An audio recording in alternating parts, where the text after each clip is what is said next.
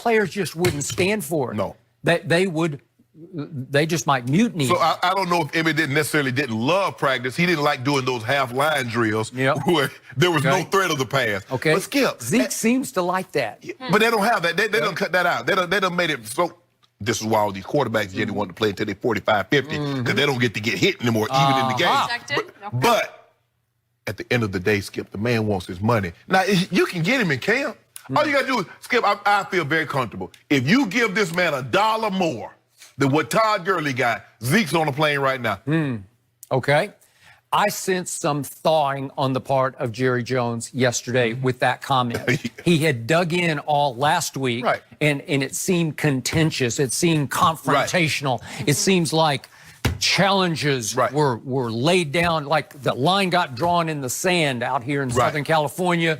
You better be here or not, right? And that felt like, we'll get this done. Exactly. And the thing is, Skip, is the difference. You got two running backs holding out right now. You got Zeke for the Cowboys, and you got Melvin Gordon of the Chargers. Now, Melvin Gordon is not the centerpiece of that offense. Phillip Rivers is throwing the ball all over the field. They feel that they have two backups that can come in, and that if they give the amount of carries that they gave Melvin Gordon, can give them that kind of production. Well, the Cowboys know. Yeah, you just signed Alfred Morris, and you drafted two guys, I think one in the 4th round and one in the 7th round. That's correct. But that's not Zeke. Zeke's a different animal. And so Zeke is in a more favorable position than Melvin Gordon. So Zeke is like, when y'all serious, Steven, because, Steven does really the negotiating. He does the money.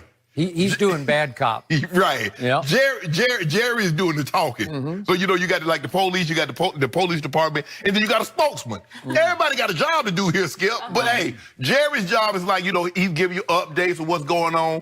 The results are too good. That's what he said. The results are too good for this not to happen, Skip. And Steven is like, I need discounts. Okay. And the guy's like, I don't give discounts. Jerry's years are starting to dwindle. Oh, he's 76. He has talked often lately about his mortality, not his football mortality, his life mortality. So he's got a big stake in this Zeke deal. Sure. Wouldn't you think there's some urgency on the part of the owner? Skip, it is, but Jerry is so charismatic. Think about this, Skip. He was Gil Brandt's presenter. He fired Gil Brandt. Don't get me started. I'm going to bite my tongue because Gil got his moment. Yeah. That's all I got to say. Because he was sitting up there talking about this guy. I think this guy's over his head. You can't. You said that. You really said that. But Skip, think about it. Emmett, all the guys. I should say Jerry should have fired Gil. Go ahead. Yes. But I'm just saying it just goes to show you that he's so charismatic. Yes. That even that when he fires you, like, you know what? I deserve to be fired. Right. I brought that on myself. And then 30 years later. Just remember, if you give Jerry a shot on national TV, he'll say, okay, I'll do that. Yeah, right? Exactly. But and Jerry, and he said it, and he said, like, who would have thought that we'd come full circle? Yep. A guy that I fired basically 30 years to the day is that here I am in Canton. At his greatest moment, I'm his presenter. Last quick point. Okay. Jerry knows full well he doesn't really want Zeke in camp to begin with. He's hoping that Zeke is at his own personal boot camp in Cabo, where he went for those 6 games that he was suspended. He got in pretty good shape. He looked better. He looked better coming back than he did when he left. They got a state-of-the-art facility in Cabo that he is now using, says Dak, and when they text each day. So why would you want Zeke on the practice field risking one of those freakish can't practice injuries where you say, oh my God, what happened, right? Where you say, where did that come from? So I think Jerry's happy he's in Cabo for now.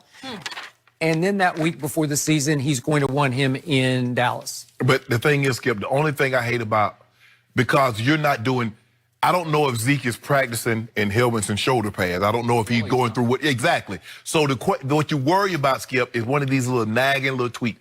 Little injured tweak to the groin, little calf, these little strains that you like. And what is everybody gonna say, Skip? If Zeke gets the least little nagging thing, let's just say he gets a blister. If he'd been in camp, this wouldn't happen. So you're wishing negative. Oh my God, Skip, I'm just you're wishing It's okay. wearing on him, though. Did you see his most recent tweet? The Cowboys tweeted out a video of Mike Weber, and he retweeted with the emojis, like the angry, like the huffing emojis. Yeah. Like, he wants to be there. I think it's hard to be away. Oh, you like that? Yeah. Oh, you like that? He wants to make sure we're all aware that he's watching everything Mike that's just might happening. run Zeke right back to camp. There you go. That ain't happening. Competition, well, it can't hurt. No, ain't We're happening. moving on. Former Cavs GM and current Pelicans GM David Griffin shocked a lot of people last week when he told Sports Illustrated that he was miserable working with LeBron in Cleveland. That apparently upset the King, so Griffin tried to set the record straight on Friday. Take a listen. The whole backdrop of that conversation was about the noise around that Cavaliers team and the media portrayal of all of it. The fact that there was so much scrutiny in everything that we did. When I was speaking about being uncomfortable and, quote, being miserable, it was my inability to deal with that media scrutiny. It wasn't the man himself. It was everything that came with a team led by LeBron James. It had nothing to do with being miserable with LeBron. We had and have a very positive relationship. So that was one issue. The other thing that bothered me the most, and frankly, none of this really matters other than the fact that it's inherently wrong. The story was all designed to be about the Pelicans and how our past and how everything we had learned through our failings, we were going to apply to how we want to build this Pelicans family. Oh, Shannon, are you buying what Griffin is selling? Lies. Skip, you know, I just got back from Hall of Fame weekend, and we had we had three. Johnny Rogers was a safety, but Champ Bailey, Ty Law, cornerbacks. Deion Sanders. I had me and Rod Woodson, who's a very good friend of mine, Skip. I've never seen, they couldn't backpedal like this. Man, that joke was backing up. I thought this prime time here. Now, prime time, who you think is the greatest cornerback, and I won't disagree with you. I do. He couldn't backpedal like this. Skip, my thing is, this is what I learned early on. And David Griffin has been in this business long enough to know how these things work. Skip, the interviewer is in charge of the questions. The interviewee is in charge of the answers. Now, I've been in situations where interviewer comes in under false pretenses. He wants to talk about one thing, knowing that's not really what he wants to talk about, but he has to get in somehow. Because if he says, "Shannon, I want to talk about yada yada yada," I'm gonna go and shut it down, and I'm not gonna even give him the opportunity to interview me. That's true. David Griffin knew how this worked. The moment it started being about LeBron James, nah, bro, we talk about the Pelicans. LeBron doesn't play for the Pelicans. He's not playing for the Pelicans. I'm not LeBron's general manager. That is But no. Skip, he said he started crying when LeBron came back. There was no media noise yet. The moment that they were, I was just crying. I was like, oh my God, I'm miserable. There's no amount of money that's gonna make me stay, even though he was trying to get a contract. At the very last hour before he's like, I'm done. Dan Gilbert's not budging. I'm not going to budge. I'm out of here. Skip, just own it. Everybody knows you're lying.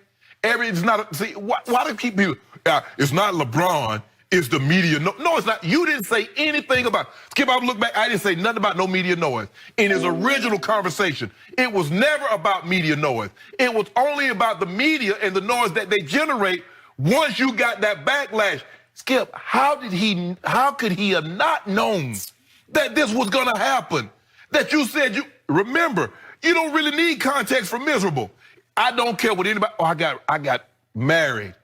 Jenny, you got married? It was such a beautiful ceremony. Sure. But the weather was miserable. What context do I need, Skip? Oh, the wedding, but the weather was miserable. That means the weather wasn't very good. It wasn't conducive, even though the wedding went off without a hitch. The wedding did, but the weather was awful. For him to say he was miserable, he wanted to provide context, and then at the end, Skip, the preface of this article was really about the Pelicans and what we have learned through our Okay, well, you should have made it about the Pelicans.